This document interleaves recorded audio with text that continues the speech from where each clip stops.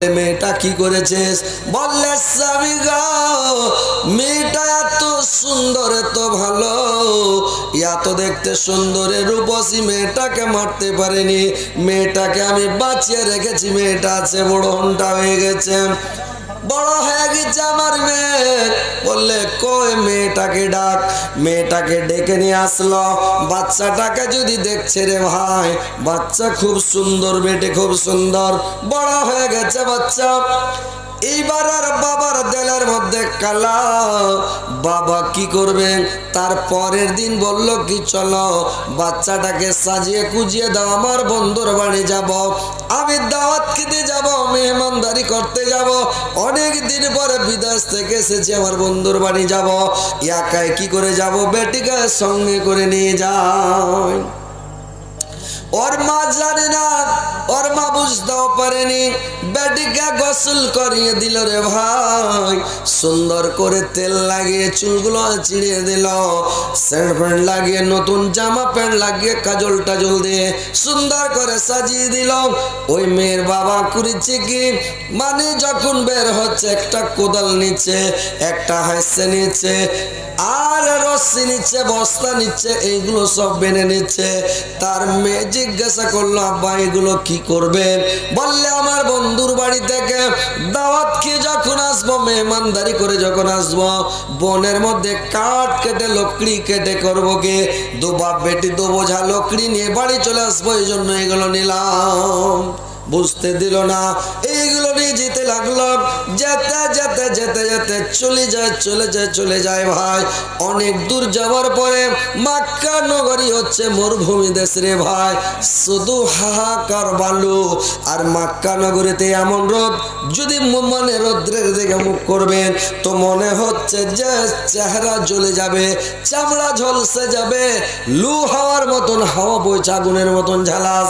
মেয়েটা করেছে কে, তেষ্টা সহ্য করতে পারে না, বলছি তার বাবাকে ডাক দিয়া বলল আব্বা একটু দাঁড়ান জি আব্বা, আমাকে পানি পান করার ব্যবস্থা করেন, আমাকে একটু পানি পান করার আব্বা, আমি আর চলতে পারি না জি আব্বা, আমার কলজা মনে হয় শুকিয়ে গেল, আমার ভিতরটা শুকিয়ে গেল আব্বা।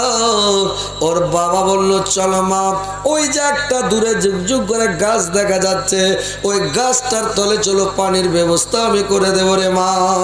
বাচ্চাটাকে নিয়ে চলে গেল গাছের কাছে, আর ওই গাছের কাছে গাছের ছাইয়াতে মেয়েকে বসিয়ে দিল, বেটিকে বসিয়ে দিয়ে কোদাল দিয়ে একটা গর্ত করতে লাগলো, কুয়া খুঁড়তে লাগলো।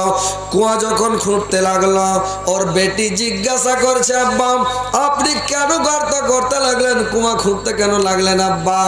ওর বাবা বলছে রে বেটি কেন কুয়া খুঁড়ছি তুমি জানো? এখানে কুয়া খুঁড়বো, সুস্বাদ পানি, সুন্দর পানি, মিষ্টি পানি বের হবে, এই পানি তোমাকে পান করবো রে মা। এইবার গর্ত, এক মানুষ গর্ত করে দিল, কুয়া খুঁড়ে দিল। এইবার যখন কুয়া থেকে উঠেছে রে ভাই, গর্ত থেকে যখন তার বাবা উঠেছে, সে মেয়েটা করেছে কে, বাবার ওপরে কত মায়া, ছেলের মায়া অত নাই বাবার ওপরে, মেয়ের মায়া, বেটির মায়া বাপের ওপরে যতটা থাকে রে ভাই। সেই বেটি করেছে কি, বাবার মানে ঘামগুলোকে ওড়না দিয়ে দিয়ে মুছে দিচ্ছে, ওড়না দিয়ে দিয়ে ঘামগুলোকে মুছে মুছে দিল, আর মুছিয়ে দিয়ে ওড়না দিয়ে বাবাকে বাতাস করছে, আর বলছে আব্বা আপনি এত কষ্ট কেন করলেন জি আব্বা, আমার জন্য আপনি গর্ত করলেন, কুয়া খুললেন পানি বের করার জন্য, আপনার কত কষ্ট হলো আব্বা। দেখেন বেটি কত সুন্দর সুন্দর কথা বলছে, বাবার ঘামগুলো মুছিয়ে দিচ্ছে। কিন্তু পাষাণ বাবা, জাল্লাদ বাবা, আর দেলের মধ্যে কালা আছে, বাবা কিছুই বলে না। এবার যখন রেস্ট নেওয়া হয়েছে, দম নেওয়া হয়েছে, বেটিকে বলছে রে মা তুমি দেখো তোর কতটা খুঁড়লে জল বেরোবে রে মা। বেটি মুখ বাড়িয়া যেমন কুয়ার দিকে দেখতে গেছে, যে কতটা খুঁড়লে জল বের হবে একটু দেখি, যেমন দেখতে গেছে রে ভাই, ওর বাবা পিছন দিক দিয়ে ধাক্কা মেরে দিল, বেটিকে কুয়াতে গর্তে ফেলে দিল। বেটি যেমন হড়বড় করে কুয়াতে পড়ে গেল মুখের ভরে, তার বাবা কোদাল দিয়ে মাটি ফেলতে শুরু করলো, বেটিকে জিন্দাতে পড়তে শুরু করে দিল দফন করার জন্য। চলে যায় মাটি ফেলে, চলে যায় মাটি ফেলে। বেটি চিৎকার করে আর বলে, আব্বা আপনি আমাকে কেন মানে জিন্দায় পুঁতে দিচ্ছেন আব্বা, কেন গর্তে ফেললেন আব্বা, আমার উপরে কেন মাটি ফেলছেন আব্বা, আপনি কি আমাকে বাঁচিয়ে রাখবেন, আপনি কি আমাকে মেরে ফেলে দিবেন আব্বা, একটা কথা বলেন।